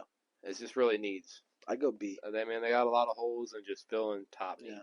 So, really doing their job. Yeah. So, definitely a beautiful B spot. Now, this is another one of our mocks that we were locked in on. And Buffalo making their competition even better again. Traded them Patrick Mahomes, or passed on Patrick Mahomes, whatever it was. Traded them someone else. It may have been Patrick Mahomes. Trade them pick 28. Buffalo Bills still not having a wide receiver on roster. And the Kansas City Chiefs take Xavier Worthy. Record-breaking 4-2-1 40 time. A+. This Absolutely. is Patrick Mahomes' new Tyreek Hill. Yeah. Mark my words. We talked about it. That's literally what we said. Imagine him with Tyreek 2.0. Listen, I just for a second, I know this is more about the Xavier Worthy pick, but just for a second here, I'm scared. Hollywood Brown. I want you to be honest. And Xavier Worthy. This might be the fastest wide receiver core outside of the Dolphins in the NFL. Football. With the best quarterback in the Travis NFL. Kelce, who will draw double teams, who's going to draw attention from these cornerbacks, who's going to any offensive mistake. They're already the fastest wide receivers. Oh my God! You have Worthy, Brown, McCole Hardman. This dude was chucking up wide open touchdowns to Marquez Valdes-Scantling, who was dropping it multiple times. Who is fast in his own right. Yeah. But imagine Mahomes launching this thing to Xavier Worthy running down the sideline. Exactly. Oh, my God. There's not a corner in the NFL outside of maybe Tariq Woolen who's going to keep up with these dudes, bro. Yeah. It's just not going to happen. It's insanity. This was an A+ pick all day long. Have you seen the memes about the wide receiver speed in Kansas City? It said Xavier Worthy 4.21, Marquise Brown like 4.24 or whatever it was because he's insanely fast. And then it said Rashee Rice 168 miles per hour. Okay. Okay. I think he'll still end up playing, though. That's a conversation for another day, but I think he'll maybe face a suspension for a few games, but I think he'll play next year. Yeah, beautiful pick, though, for Kansas City. Beautiful pick. Crazy. 29 in the Dallas Cowboys. Patrick Mahomes can't keep getting away with this. Anyways. Yeah, exactly. But now the Cowboys. Tyler Guyton, offensive tackle. Yeah, I don't know. They did the right thing. They needed to address the O-line. I understand that. But Tyler Guyton, I don't know. Not a fan. He's real inconsistent, too. I'm going to go C+. Not a big fan of Guyton, but they addressed what they needed. So, I'll give them that. Cowboys have always had a top O-line. So, you got to keep the tradition going. Now 30 in the Baltimore Ravens. This is a good pick. Cornerback Nate Wiggins. I like this pick. Breakout from Clemson. Had a great end to his season last year. Climbed up draft boards a lot. Expected him probably to go a little higher. We've seen all the corners fall. Yeah. So, but yeah, I think he's good. I think he's going to be a really good fit in Baltimore. He kind of fits what they do. They run. You see these guys running these 5 or 6 DB sets. Got obviously Marlon Humphrey, Kyle Hamilton, and these guys out here. Yeah, slide them into linebacker and safety spots at time. Even. Exactly what we've seen them do with Kyle Hamilton. Yeah. He's a big guy that slides down to linebacker sometimes, gets to the quarterback. I think he's a really good fit for what they do on defense. I think this is a good pick. I'd give it an A. Absolutely. It was an amazing pick. Yeah. San Francisco 49ers at 31. Take Ricky Purcell. Relax on this because we might not agree. I think this is a fantastic pick. I think this is great. I think Ricky Purcell is going to be one of the better receivers in this class. He's one of these guys that just plays receiver. I don't even know how to explain it. I think he's very, very solid. Saints take Christian Boyd. Defensive tackle. Whatever. But no, I think he's going to be good. I think he's going to come in and fit in perfectly in San Fran. He's kind of a guy that reminds me a lot of like a Christian McCaffrey type of guy. Not at the running back position, but just a strong guy that's fast, not scared of contact. He gets physical. I think he's going to fit in perfectly with what they do in San Fran and be the perfect 3 to Ayuk and Samuel. Well, I was going to say I love the draft selection with Ayuk still being in question. True. That's very true. May not even be with the 49ers this coming season. who's Super Bowl MVP Javon Jennings into the lineup. But hey, all I'm saying is it was the draft night, which second or third person in NFL history to throw and catch a touchdown in the Super Bowl. Whatever. thought a trade could have happened on draft night, but nothing yet. 32, Carolina Panthers. Closed it out after trading down with the Bills, or trading up with the Bills, excuse me. Yes, I love this pick. Xavier Legit. It's okay. I'd probably give him a C. I wasn't as big of a fan of Legit as you have been throughout this draft process. I think there were much, much, much better receivers on the clock. I know there were definitely some names worthy that here. Went a lot in the second round. We'll get into that at a different time, but I don't think he was the best receiver available. I think it reminds me a lot of a Panthers pick. I think this was a Panthers pick. You know? Absolutely. I just not a big fan. C minus. You just finally get a big ball hawking. I get come down with the 50-50 balls right. Receivers for Bryce but Young. You also had another guy that went right after him, same exact build, same exact type of receiver. That's probably 1,000 times better than him. But hey, I don't know about 1,000 times. I mean, I could even say he's probably better. He's for sure. But 1,000 times, bit of a stretch. He's good. But yes, those are our first round recap / grades. I think next week we'll get into more of a draft team grade, like a whole draft grade. Yeah. Outside of just these number one picks, or these first round picks, but we got to let the draft finish out. Some of these 5th, 6th, 7th round picks, all their selections. Yeah. So any more moves that have been made, etc. Absolutely, some great picks here in these later rounds that are going to help bump up some of these teams' grades for sure. Yeah. Let me tell you. But yeah, that's something we'll probably do next week. We'll go out and give a 32 team grade for the NFL draft. But that is our first round NFL recap / grades for the first round picks. Feel free to discuss those in the comment section or anything. If you guys agree or don't agree. But very, very crazy first round for the NFL draft this year for sure. Absolutely. But all right. With the draft being discussed, I think that's where we'll close it out for NFL this week. Kind of save some of that stuff for you guys next week. And move on to NBA, which is going to be a little different this week. Absolutely. It's playoff time. It's playoff time. Absolutely. Almost time for round 2 with some of these series. I wish I could be excited. Yeah. But I'm not. Things are looking dire for the Los Angeles Lakers. Before we get into that, let's break down some of these series because I don't want to get sad before I start talking. Real quick, we'll go down and break down some of these series. We gave you guys some predictions last week, so if some of those are wrong, we can kind of talk about it. But first series on the west side of things were the Thunder and Pelicans. This is one we kind of expected the Thunder doing, kind of what we expected to happen. Yeah. Very much so. Up 10 currently, halfway through the third quarter, so looking like they're going to go up 3-0. We kind of all expected it. Thunder have been really good.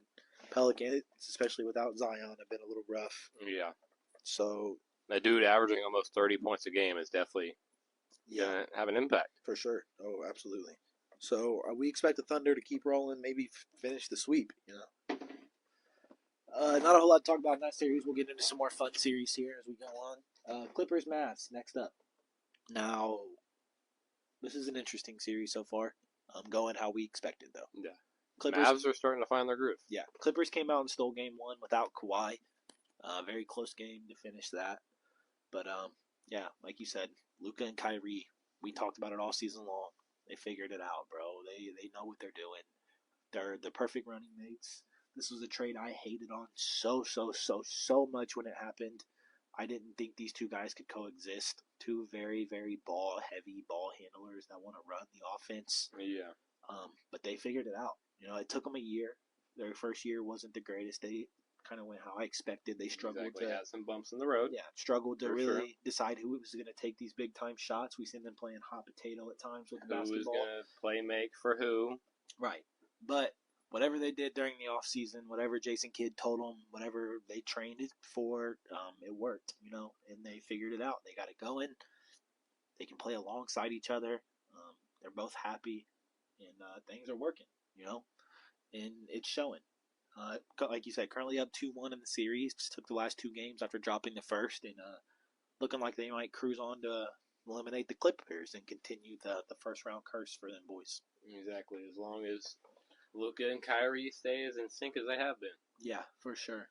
Going to be a good series to close out, though. I think it'll probably go 5 or 6 games. Yeah, Clippers always battling health issues, but so deep that they could, always fight back for one. Yeah, for sure. Going to be a good series, though. Next up on the west side, Timberwolves Suns. And this did not go how a lot of people expected. Yeah. I'm going to give credit where credit's due, and I'm going to hand Anthony Edwards his flowers. He's doing his thing. He is a dog. A lot of people talked for a while, this is Cat's team. Cat owns Minnesota. He's that guy. It's not true. That's Anthony Edwards' team. Absolutely. It is his squad. He is the best player on that basketball team, and it's showing. For a kid like this young to not even be at his complete potential and his full reach of what he's going to do in the league, and to be doing what he's doing to the Suns is crazy. Yeah, doing to Kevin Durant and Devin Booker and like it's nothing. Bradley Beal and a super team that was supposed to go win a championship this year, and are currently sitting down 3-0 to the 1-seed Timberwolves or 2-seed Timberwolves. Yeah. Or 3-seed, excuse me. Doing their thing though. But yeah, dude, we both. We're really seeing the downfall of all of our legends: Kevin Durant, Curry, and LeBron. Curry and LeBron. Katie and LeBron are both currently down 3-0, and Curry didn't even make the playoffs. Exactly. It's the end of an era around here, and it's sad, Yeah. But it's cool at the same time. And all the young bucks, Ant, Jokic, and them boys. Yeah. Shea. Wow. And Chet, yeah. Luka. I mean, it's a new era. Jason Tatum. I mean, yeah, it's a new era in basketball. And it sucks. It sucks. But I think the Timberwolves might even finish this sweep. I think they move on. They've looked good. Ant just is on a tear. And, they could definitely make some noise. Yeah, absolutely. Moving on. We're here. To the final series of the Western Conference round. I don't even have much to say. Nuggets, Lakers. I had faith. I did. I had complete faith. Maybe it was bias. Maybe it wasn't. I mean, we both could have seen it come. I mean, they've had beef with the Nuggets. They've gotten better. I don't know. I mean, this looked destined for LeBron to finally prove a point. And he can't. It sucks. Lakers are sitting down currently 3-0. Possibly could be eliminated tonight. It's rough. It's hard to digest as a Lakers fan. You expect LeBron James teams to always be fantastic. But, I mean, and this being a better lineup almost than the team that won the ring. Yeah. It swept them last time. I don't know. It sucks, dude. That's really all I got to say. It hurts. I don't know what's going on. Where do you place the blame? Where would you personally place the blame? Darvin Ham. I've said it all season long. He's not an NBA coach. He's not. He's not a championship coach. It's showing. We should have moved on from Darvin Ham midway through the season when we were struggling. He even make the playoffs. He has no control over the locker room. Nobody listens to him. I don't know. He's not a player's coach, and it hurts. It sucks, dude. I don't even know what else to say. It just sucks. I hate to see the Lakers be down 3-0, possibly get swept. LeBron James' era could be coming to a close. It's a lot to digest as an NBA fan. Yeah. And as a Lakers fan especially. It's a lot. God, yeah. I don't know. I want to continue to have faith and say the Lakers are going to complete the first ever 3-0 comeback of all time. But if we're realistic, the sweep might finish tonight. Yeah. And we'll see it tonight. Yeah, I don't know. Jokic might go get him another one. Who knows? Yeah. He's in contention for another MVP. He probably is going to win the MVP. Should. Not at all. All right. The East side of things. Celtics and Heat. First series up on the board. Kind of how we expected, but I mean, He got that dog in him. He took the game back. Yeah, he Took got a that game dog in Boston without Jimmy Butler. Let's keep that in mind. Boston came out, did their thing game one, kind of made it look like it was going to be a sweep to start. Yeah. And Miami said, not a chance. Miami doing Miami things. Yeah, came back, took game two without Butler, their best player, playoff Jimmy. Yeah.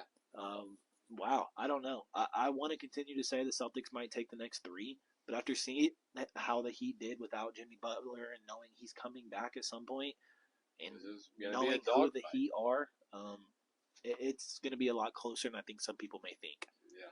I think this could go 6 or 7 games. I still want to say the Celtics are going to take it, but we've seen Jason Tatum not be Jason Tatum as late. Yeah. We know Jason Tatum is the guy that's going to go out and average 35 and 10, and be their best player and put up 15 shots a game and make 12 of them.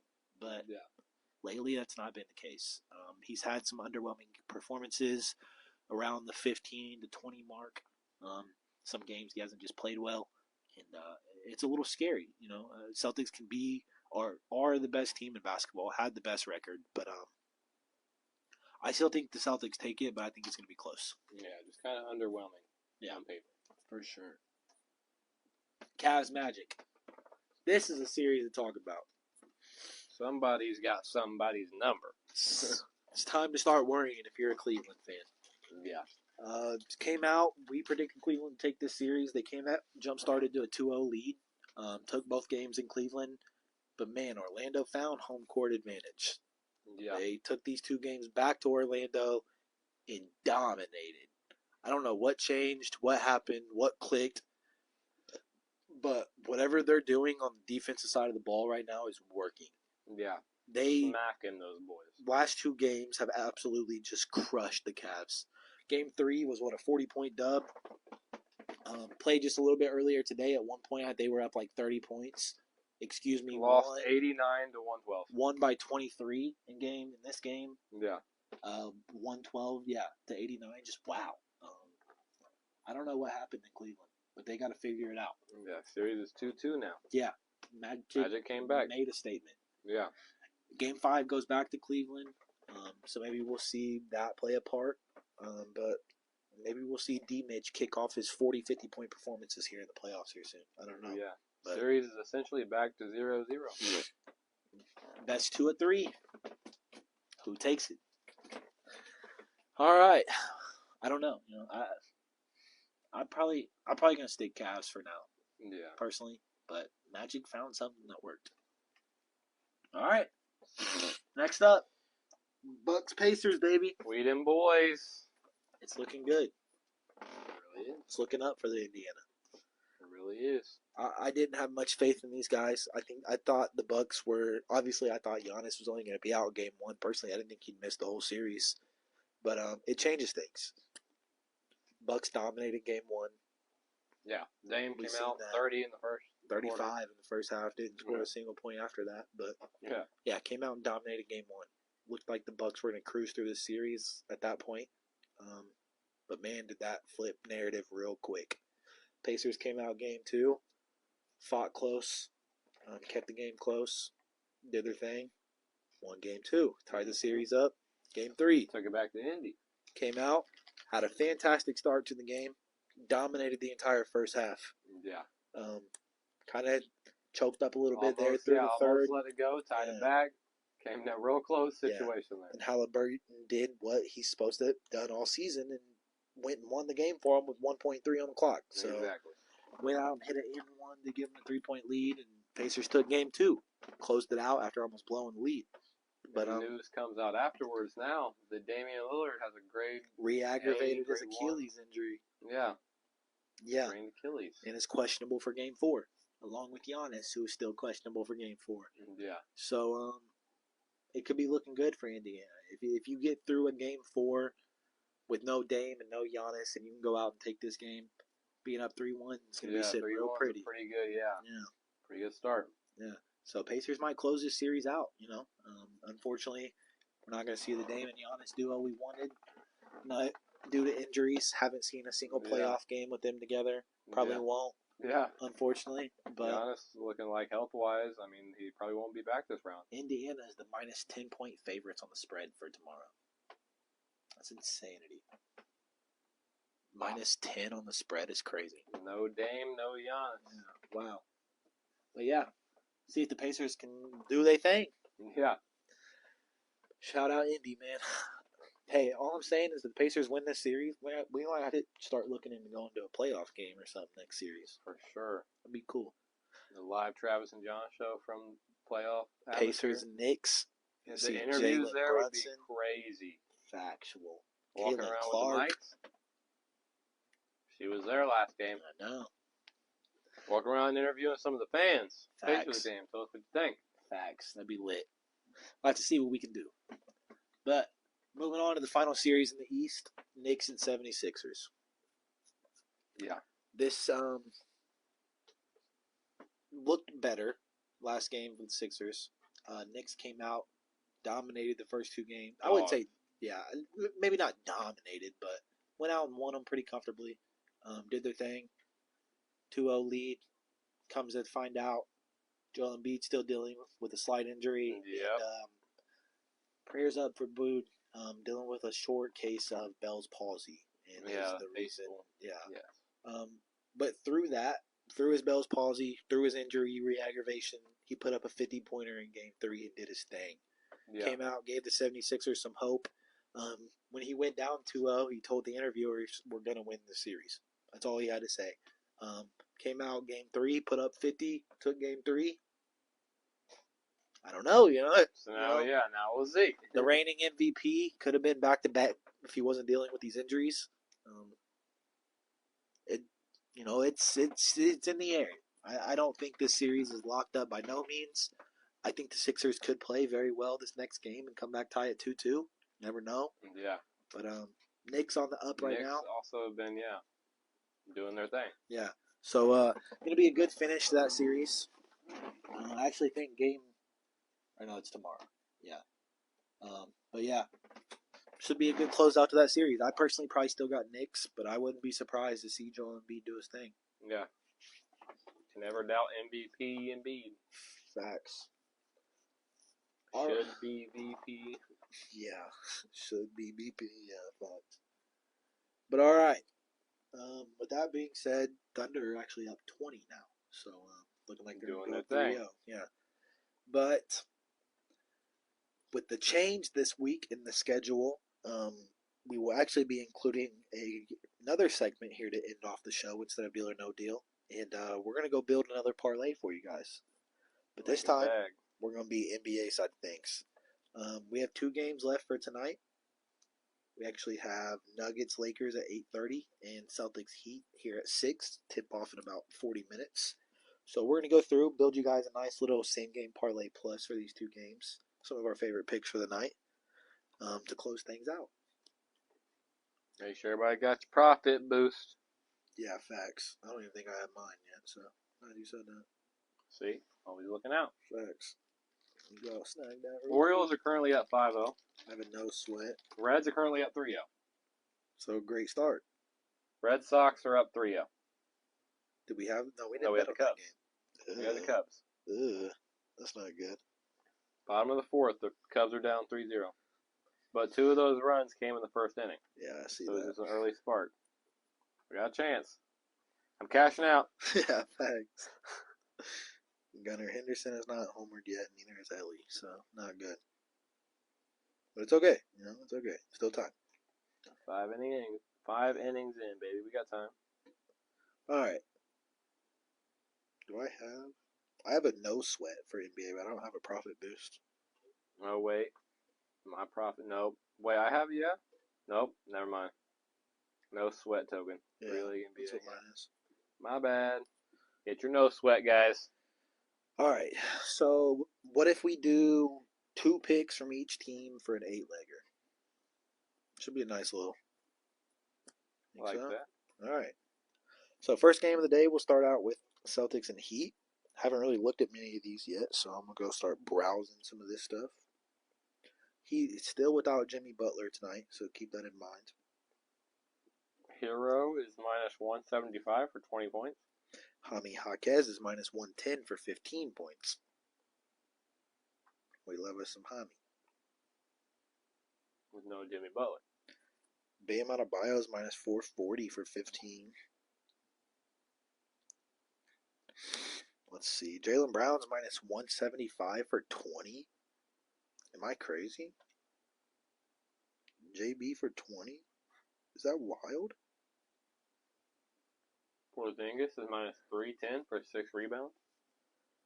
He had 33 last game against the Heat, but then he had 17 in game 1. Ended the season 15, 14, 26. And then 23, 17, 18. Then he had a hot stretch. Oh my God. 24, 33, 21, 37, 31, 27, 27, 41, 21, 29, 25, 31, 30, 21, 36. Oh my God. And he's minus 150 for 20 or minus 175. That seems a little wild. Even Bam is minus 390 for 8 rebounds. Oh my goodness. Okay. So we're finding some stuff we like. Kristaps Porzingis' line is sitting at 7.5 rebounds. Jaime Jaquez had 14 and 16 in this series so far. His line is sitting at 14.5. I wouldn't even hate like bumping that down a notch. Like, where is Jaime Jaquez player points? Is he not on here? He has first quarter points, but not all points. Lovely. Yeah, they got Caleb Martin, Bam Adebayo, Tyler Hero for the Heat. And his 10 points is minus 700. Him for like 12 points would be really good odds. Whatever. Alright, what are some things that you really like? Offer it. Kind of like the rebounds for Bam or Kristaps at 6. Don't hate those odds. Drew Holiday been passing the ball? He's minus 360 for over 2.5 assists, minus 144 for over 3.5 assists. Not really. He's had 2, 3 in the last 2 games, and he had 1, 5, 2. Makes sense.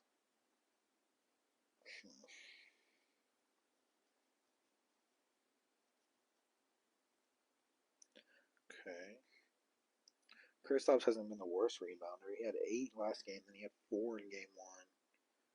Then he had 8, 10, 11, 12, 7, 10, 7, 5, 4, 3, 8, 12, 9. Not terrible. Or there's Bam. He's sitting at minus 420 for over 7.5. Minus 250 for over 8.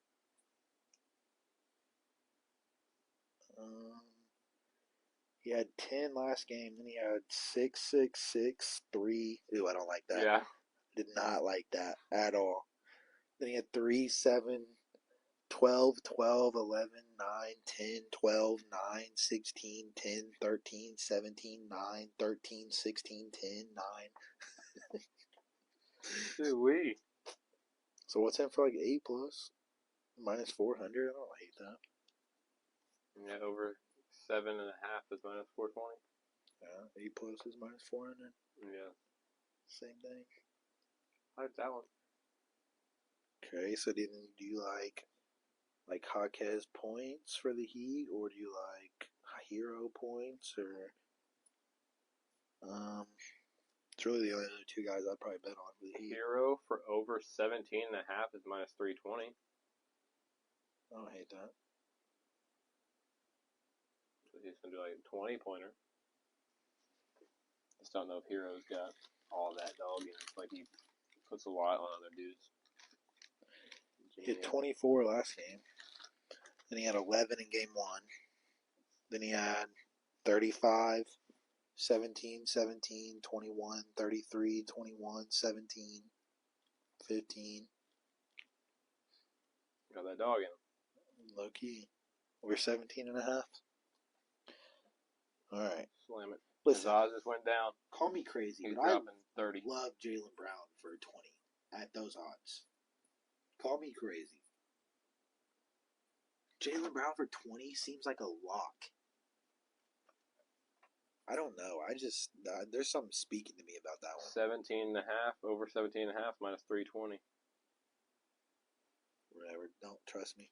Go 17 I was just saying it. Minus 175 for 20 points. I just put 18 That just seems like a crime. Alright, need another subject.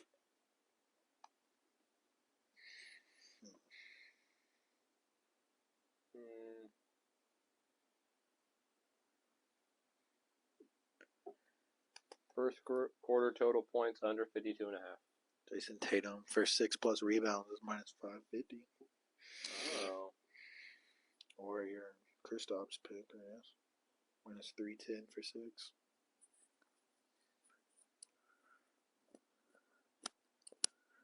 I don't hate those.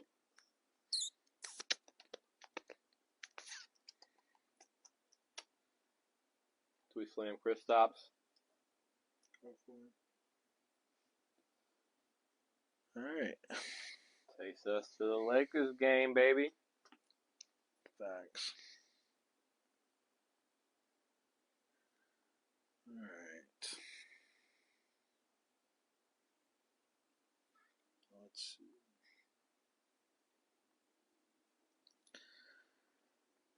Oh my gosh, 3 threes from Tatum is minus 150. AD in 3 games is averaging 33.5. He scored 32, 32, and 33. Oh my gosh. And then the last 2 games, the last 2 play-in games, he had 30 and 30. Or the play-in game, he had 30. And then the last game of the season, he had 36. He hasn't scored a game under 30 in the last 5 games. And him for 25 plus is minus 160. Yeah, even 20 points is minus 650. I don't need to go that low. I think he for sure gives us 25 in an elimination game. Snag it. I would almost feel comfortable going him and Braun for 25, but we don't. Jokic for 10 rebounds is still minus 850. Hear me out. Oh my good LeBron, God. 6 rebounds is minus 350. I almost like LeBron 8 assists at minus 290.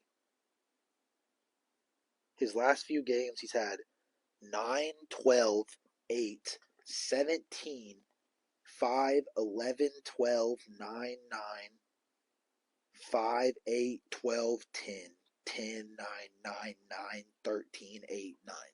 Oh my gosh. He's been snapping with the assists. I don't hate the 6 boards either, though. I almost love the assists, though. How you feeling? Oh, hey, either one. He's averaging almost 10 assists in the series. He averaged 10 on the season. 7 rebounds on the season. Almost 7 in the series. I think I might slam his 8 plus assists. Or if we don't run that here, I'm going to run that in a separate. Slam it. Because that looks nice. Now we got to do something for the Nuggies. Everything under. No. What's Jokic for like? Jamal Murray, 2 threes is minus 400. It's not bad. Austin Reeves, 2 threes is minus 145. I know he hasn't played great, but I feel like he had 2 last game, 1 in game 3 or game 2, and then 2 in game 1. So he had. We need Nuggets. Jokic. Jamal Murray, 4 threes. Yeah. Tweaking. Jokic for 8 assists is minus 290. Same as LeBron's. I don't hate that. He had 9, 10, 7, 5, 12 in his last 5. I don't know, his rebound numbers are kind of juiced. Anthony Davis' assist line is sitting at 2.5. He's been boarding like crazy on AD. He's had 15, 20, and 12 in this 3-game series. My gosh. Then he had 15 in his last game of the season. I don't know. What do you like more for Jokic? Yeah, his 12 plus rebounds is minus 280. Oh my god. Yeah. I don't hate the 12 rebounds.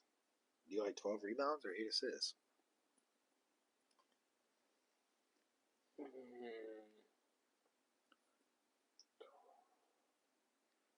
feel like it's the elimination game. There's going to be shots. So there's going to be more rebound chances, right?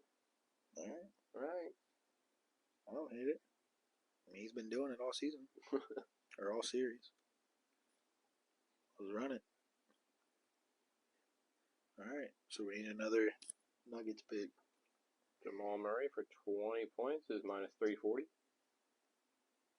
Giannis and Dame both doubtful for game 4. See? That's all I'm saying. We're up next. Murray for what? 20? He's had 22, 20, and 22 in this series. Minus 340. I don't hate it. I like it. Michael Porter Jr. is minus 240 for 15. I'd prefer Jamal Murray personally. D'Angelo Russell's minus 130 for 15. Yeah, probably not. Alright, I like it. I want to see something though.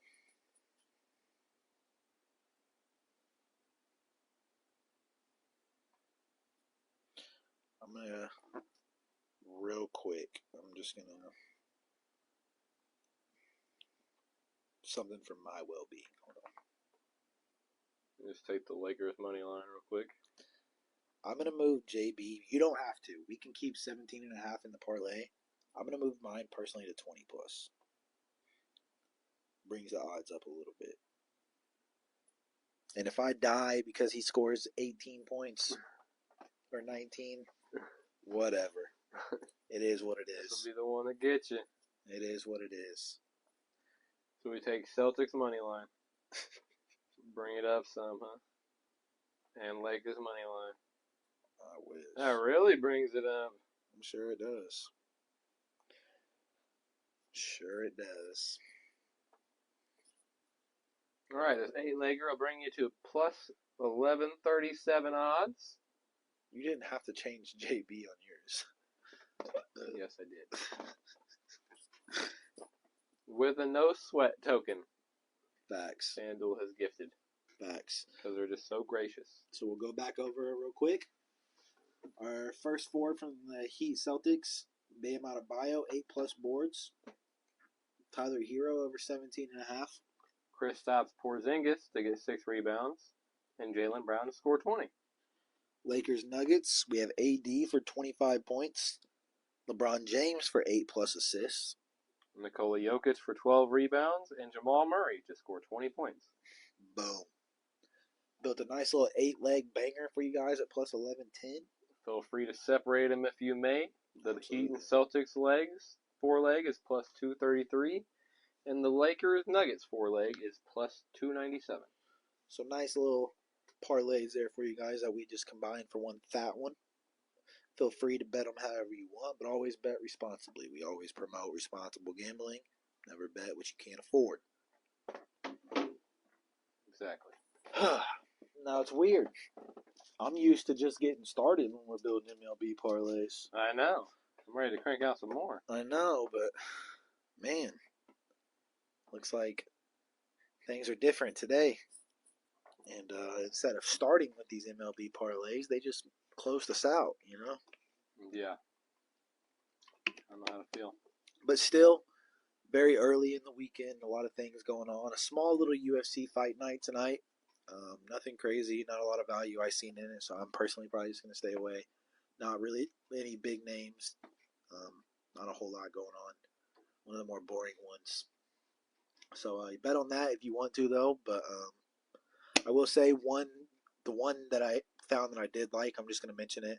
On the prelims of the fight night card is Austin Hubbard, currently sitting at a dog in his fight at plus 154. A guy that I really like tonight. A guy that I've watched for a long time. So that's my one pick for the UFC. But other than that, Had to throw that out there. Not a whole lot. But, all right. Weirdly, we will be getting ready to close things out now.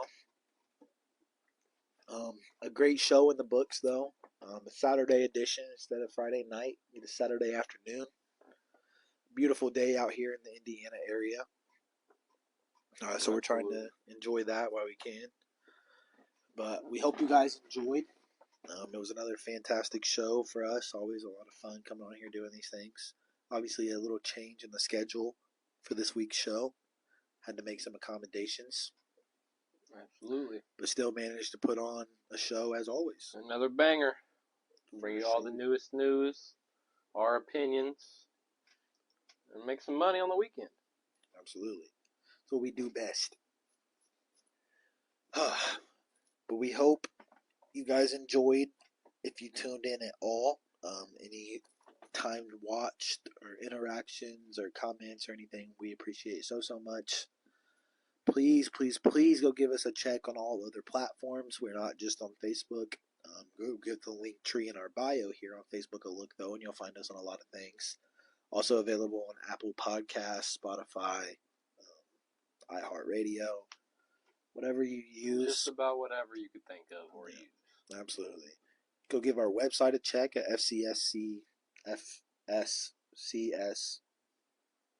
freelancesportscasting.com. Yeah, I tried to get the abbreviation down. I think I messed it up. But yes, freelancesportscasting.com/Travis Jon Show. You'll find everything you need for us on there. And we appreciate everything you guys do for us.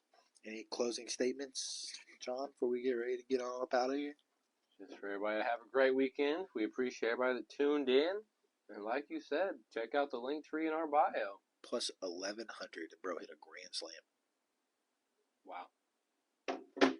But yes. That's how it usually ends our show here. It's pain. Yeah, as always. So we just add more pain. But enjoy your weekend, everybody. We appreciate you for tuning in. We will be back 6 days from now instead of 7. Next Friday at 6 p.m. Eastern Time, live here on Travis and Jon Show Facebook. We hope to see you there. Be there, be square.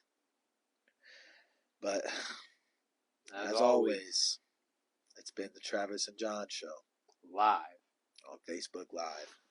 Peace out, y'all. Everybody have a good weekend. See you next week.